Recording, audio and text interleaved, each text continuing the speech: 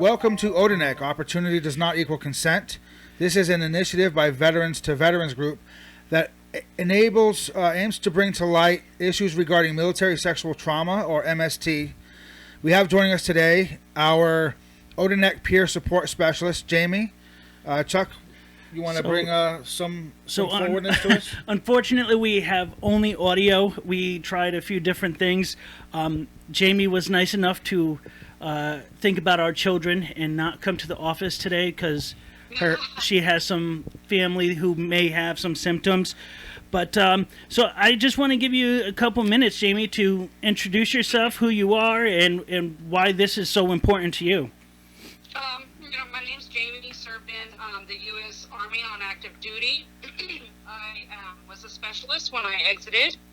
And from that point on, just tried to acclimate as a civilian, with a big secret that I, was the victim of MST, military sexual trauma, and basically the ups and downs and the challenges and the accomplishments that I've been able to, overcome and attain throughout the first day of being a regular civilian again, up to date, So that's, and I feel tremendously and very strongly about being an advocate, to get this understood, to get it out there, to, change the stigma of you should be embarrassed or you should hide it, because I absolutely feel that is incorrect. You should be out there, be loud, do what you got to do, because so many people hide it, or there's an embarrassment and a stigma and so on and so forth.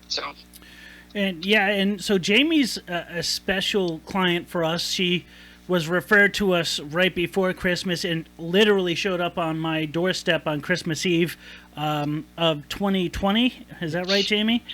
That is. And they made a cross-country trip with her husband, and one of her children.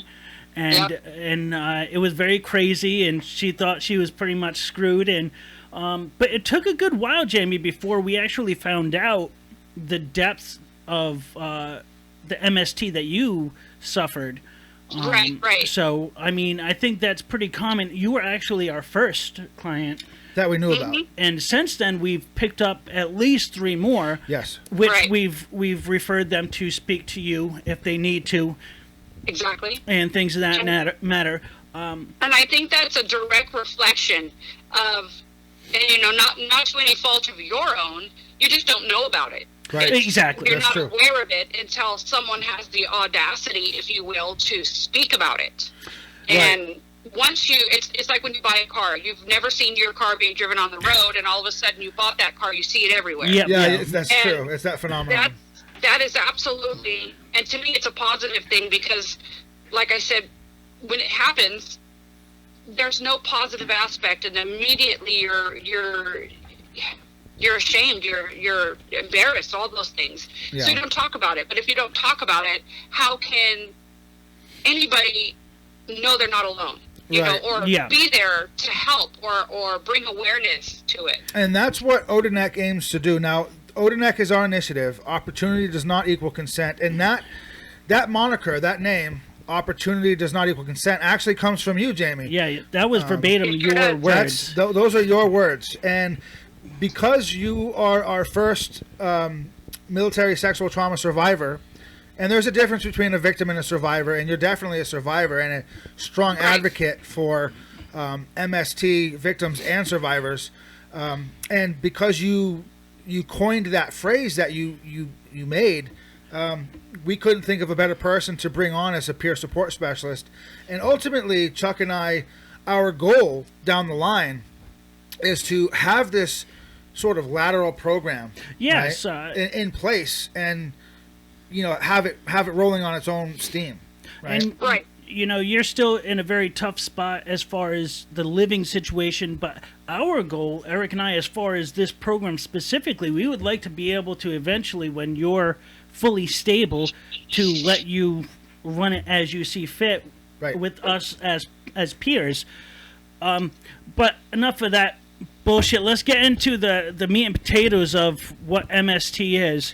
Right. Right. So when this was brought to our attention by Jamie, Eric and I, we didn't realize we were doing it, but at the same time, we were both looking up definitions. We wanted to have something concrete to give our subscribers, our viewers, Right. and even you know.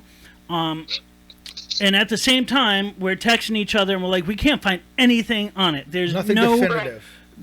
other than the diagnosis from the VA.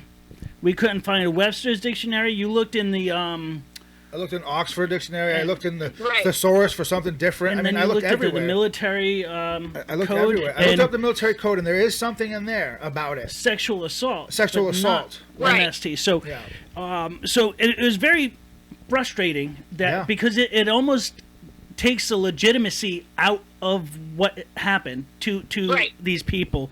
So Right. I just want to give the three of us each a minute or so to kind of, in our best way, describe what MST is. And Jamie, I'm going to have you go last because you have the most experience with it, if that's Right. okay. All right, Eric. So I'm not a victim or survivor of MST. So anybody can take what I say with a huge chunk of salt, obviously. Yeah. But and without, so the VA is the only organization, the only group that has any sort of definition of what military sexual trauma is.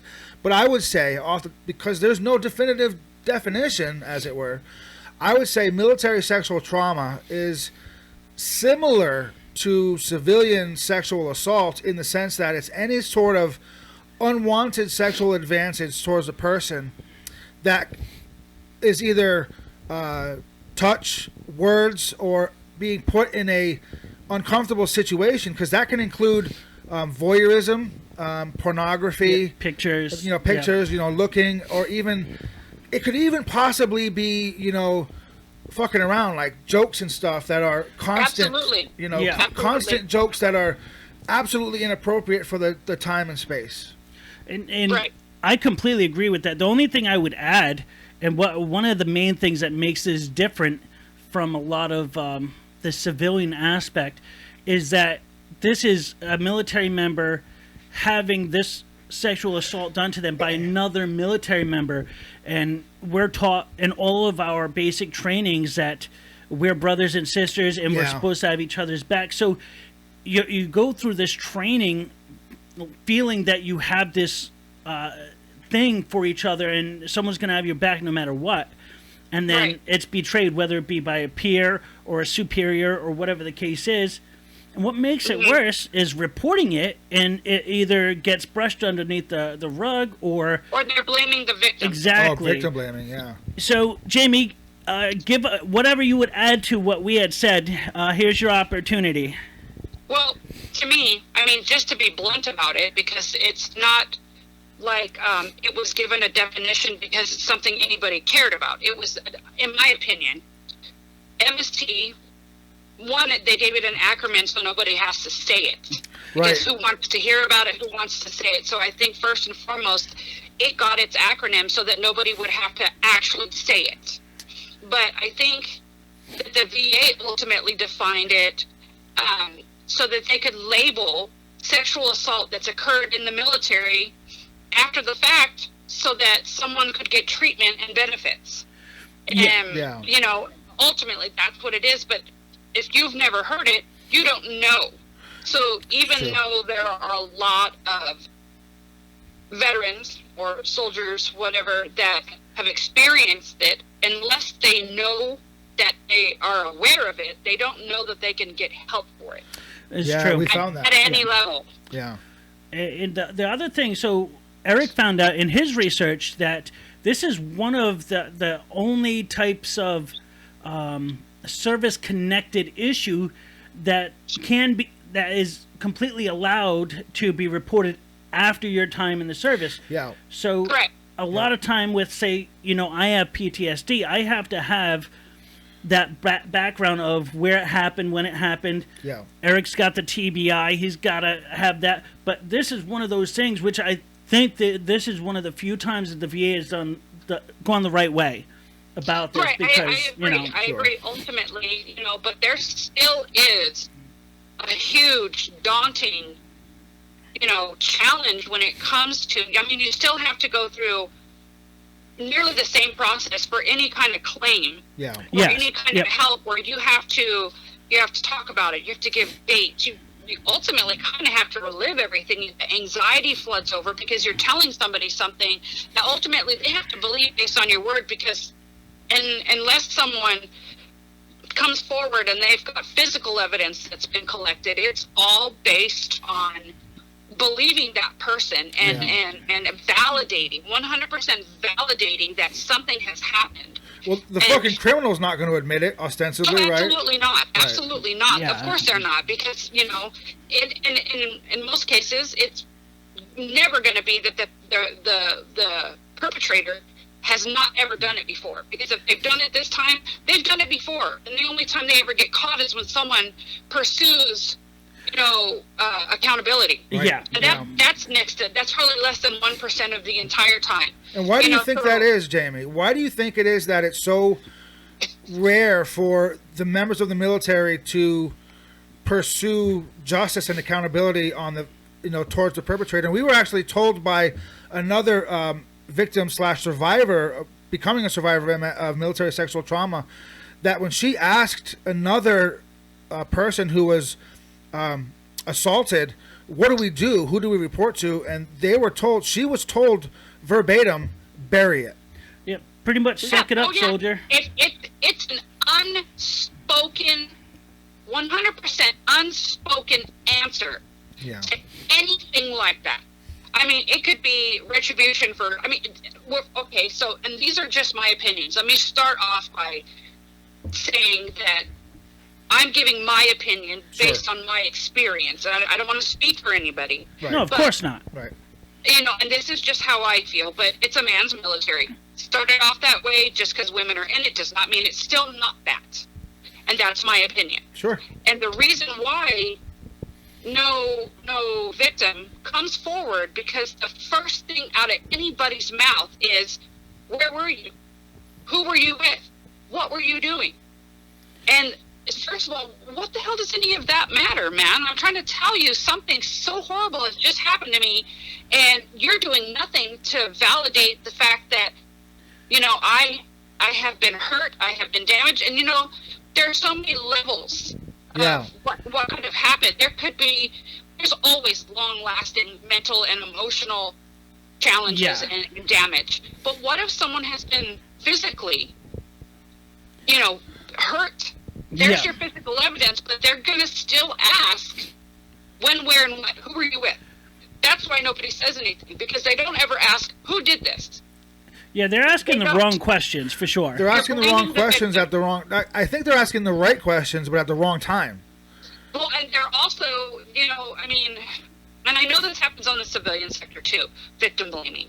Sure. And it's not right. Even if the perpetrator is female and the victim is male, or even if the male is the perpetrator and the victim, that's reported even less. So if you can imagine women coming forward, and that, it's terrible. It's all victim blaming. That's the number one reason why next to nobody says anything about it right then and there. And it might not even be intentional. It's just the wrong questions.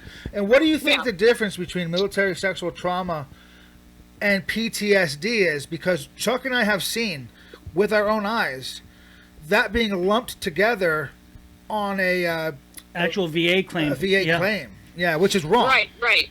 And that could be a double-edged sword. Sure. Because PTSD is a direct result of a trauma or an experience. Right? It could be a hangnail, but it traumatized you. You have PTSD. So no matter what, trauma is different for everybody. Right.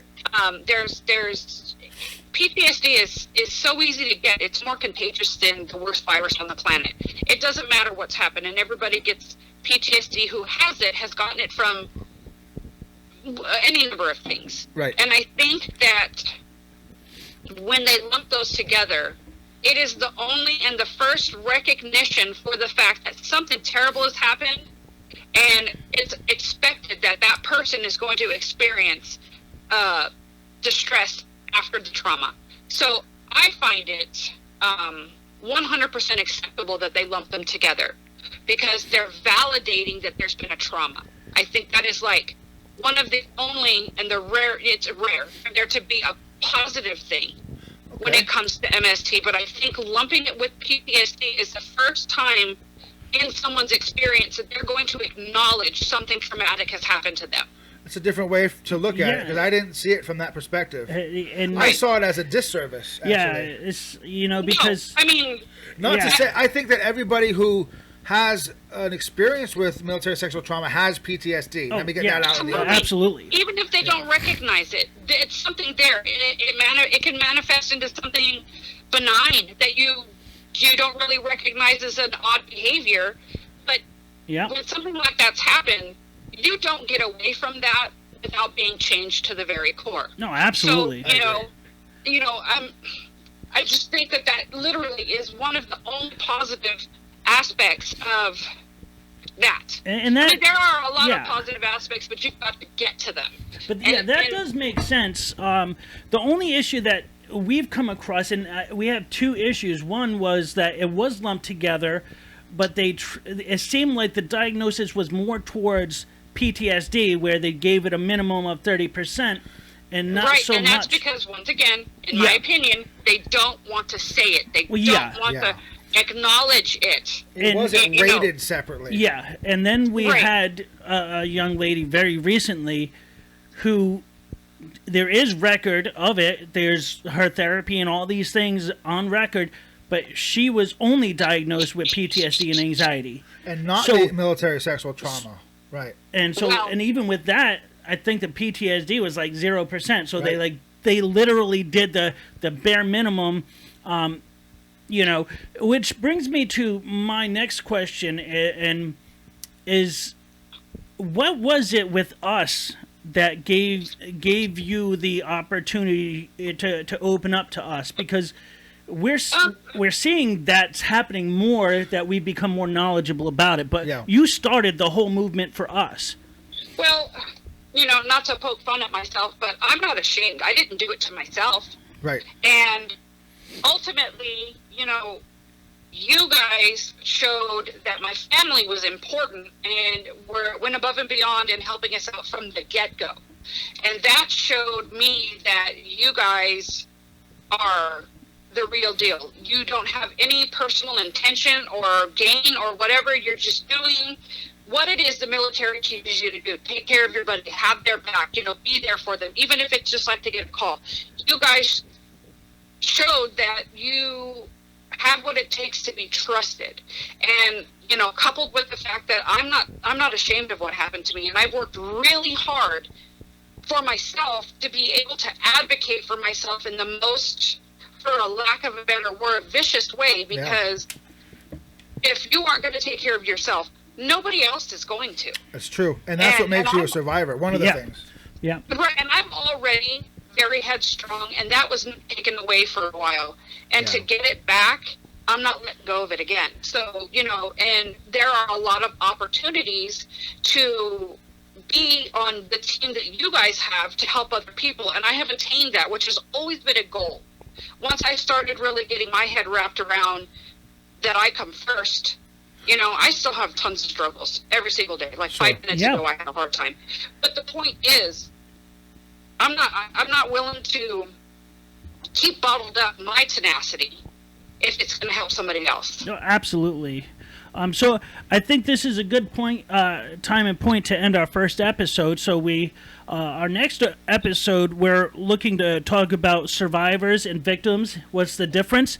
And also what it's been like for you personally, Jamie, having men in your life on a professional level, men doctors, men therapists, things of that nature, to kind of help other men understand how to kind of be more vigilant and helping. Yeah, and aware that these things happened, and to not take it personally when a survivor of military sexual trauma says, hey, I only want females to be examining me or whatever, because men who don't know might not understand why, right? Yeah, exactly. Correct. And I mean, even in a female who has never had any kind of sexual anything in any way, shape, or form, they're not always comfortable with Sure. a man doctor, Right. especially for the intimate stuff. Sure. Yeah, So absolutely. for people to understand that someone who's experienced this is definitely not going to want someone doing an intimate exam. Right. It's just a matter of helping that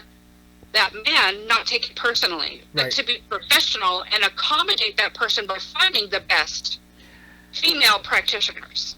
All right, folks. So we'll be seeing you soon. Jamie, don't hang up. And we'll see you the next video. All right. Thanks for joining us on our first Thank episode you. of ODNEC, and we'll be doing many more. Thanks.